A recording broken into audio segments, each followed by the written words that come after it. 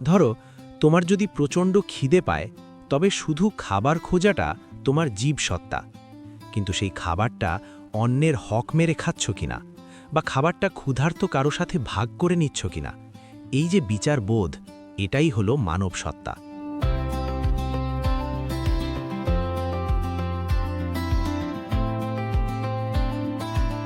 মনে করো, মানুষের জীবনটা একটা দোতলা বাড়ির মতো।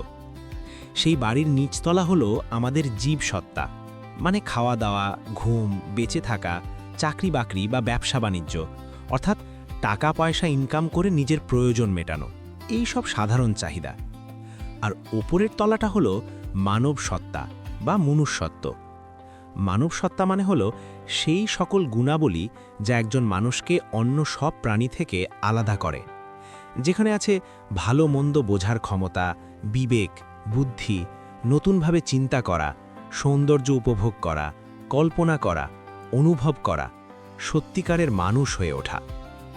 একটি উদাহরণে বিষয়টি আরও পরিষ্কার হবে। ধরো, তোমার যদি প্রচণ্ড খিদে পায়, তবে শুধু খাবার খোঁজাটা তোমার জীবসত্তা।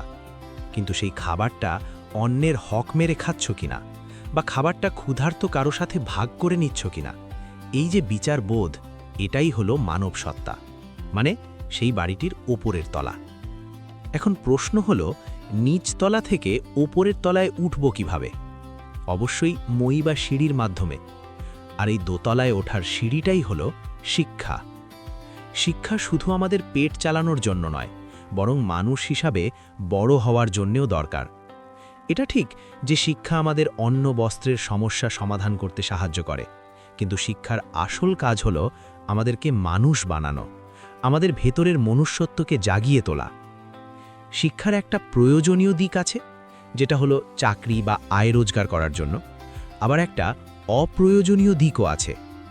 আর এই অপ্রয়োজনীয় দিকটাই সবচেয়ে গুরুত্বপূর্ণ, কারণ এই দিকটাই শেখায় কিভাবে নতুন কিছু সৃষ্টি করতে হয়, কিভাবে জীবনকে উপভোগ করতে হয়, কিভাবে সুন্দর করে ভাবতে হয়, কিভাবে রুচিশীল হতে হয়, কিভাবে অনুভব করতে হয়, কিভাবে কল্পনার আনন্দ নিতে হয়, কিভাবে নিজেকে শুধু একটা নির্দিষ্ট গণ্ডিতে আটকে না রেখে বিশাল পৃথিবীর অংশ হিসাবে ভাবতে হয়। উদাহরণস্বরূপ বলা যায়, ধরো তুমি যদি কোনো ভাষা শেখো শুধু বিদেশে গিয়ে কাজ করার জন্য, তবে সেটা শিক্ষার প্রয়োজনীয় দিক। আর যদি তুমি সেই ভাষাটি শেখো ওই দেশের মানুষের সংস্কৃতি, তাদের সাহিত্য আর জীবনবোধকে ভালোবেসে নিজের মনকে বড় করার জন্য, তবে সেটা হলো শিক্ষার অপ্রয়োজনীয় বা শ্রেষ্ঠ দিক। কিন্তু সমস্যা কোথায়? সমস্যা হলো আমাদের নিচতলা, মানে জীবনের মৌলিক চাহিদার দিকটা। এটা এতটাই অগোছালো যে আমরা সারাক্ষণ সেখানেই ব্যস্ত থাকি। কিভাবে টাকা ইনকাম হবে, খাবার আসবে, এই চিন্তায় ডুবে থাকি। ফলে ওপরের তলার কথা মাথাতেই আসে না। ধনী গরিব সবাই এক সুরে বলছে, চাই চাই আরও চাই।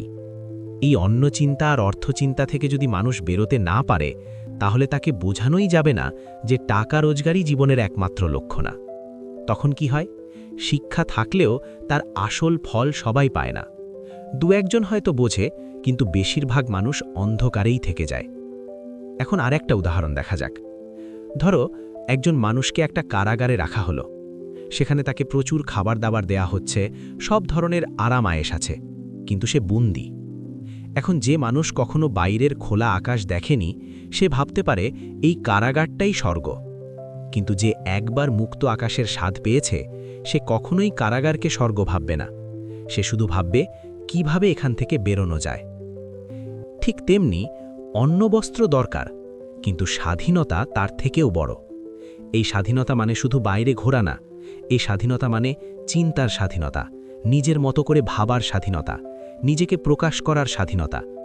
এসব না থাকলে আসল মুক্তি নেই। অর্থাৎ চিন্তার স্বাধীনতা, বুদ্ধির স্বাধীনতা, আত্মপ্রকাশের স্বাধীনতা যেখানে নেই, সেখানে মুক্তি নেই। তাই আমাদের দুটো কাজ একসাথে করতে হবে। এক, মানুষের অন্ন বস্ত্রের সমস্যা দূর করতে হবে, আর দুই, শিক্ষার মাধ্যমে মানুষকে সত্যিকারের মানুষ বানাতে হবে। একটা ছাড়া আর একটা সফলভাবে কাজ করবে না। শুধু পেট ভরালেই মানুষ উন্নত হবে না, আবার শুধু শিক্ষা দিয়েও হবে না যদি মানুষ ক্ষুধায় কষ্ট পায়। এখানে আরেকটা খুব সুন্দর উদাহরণ দেয়া যেতে পারে। কোনো ভারী জিনিস ওপরে তুলতে হলে কি করতে হয়? মনে করো তুমি সিঁড়ি দিয়ে একটি ভারী আলমারি ওপরতলায় উঠাবে। তখন কি করতে হবে? আলমারিটির এক পাশ ধরে নিচ থেকে ঠেলতে হবে, আবার অন্য পাশ ধরে ওপর থেকেও টানতে হবে। এখানে নিচ থেকে ঠেলা মানে ভালো সমাজ ব্যবস্থা, অর্থাৎ অন্ন, বস্ত্র, নিরাপত্তা ইত্যাদি। আর ওপর থেকে টানা মানে হলো শিক্ষা। দুটো একসাথে না হলে ওপরে ওঠা যায় না। শিক্ষার আসল কাজ কি? অনেকেই ভাবে শিক্ষা মানে শুধু বইয়ের জ্ঞান, কিন্তু শিক্ষার আসল কাজ হল মূল্যবোধ তৈরি করা। মানে লোভে পাপ, পাপে মৃত্যু, এটা শুধু মুখে বলা না, সত্যি মনে করা। ছোট কোনো লাভের আশায় যে বড় কিছু হারাতে দ্বিধাবোধ করে না, সে আর যাই হোক শিক্ষিত নয়, তার শুধু একটা সার্টিফিকেট আছে মাত্র। শুধু বাইরে থেকে নিজেকে শিক্ষিত দেখানোই সব নয়। যার ভেতরটা সুন্দর নয় এবং যার নৈতিকতা নেই, সে আসলে অশিক্ষিত। শিক্ষে যদি তোমার ভেতরের মানুষটাকে না বদলায়, তবে তার স্রেফ লোক দেখানো আবরণ। তাই মানুষকে উন্নত করতে হলে দুদিকেই কাজ করতে হবে। একদিকে তার জীবনের অন্ন বস্ত্রের সমস্যা সমাধান করতে হবে, অন্যদিকে তার ভেতরের মানুষটাকে জাগাতে হবে। নইলে কি হবে? সচ্ছল মানুষ নিচেই পড়ে থাকবে, আর অসচ্ছল মানুষ মনুষ্যত্ব বুঝলেও অর্থকষ্টের কারণে এগোতে পারবে না।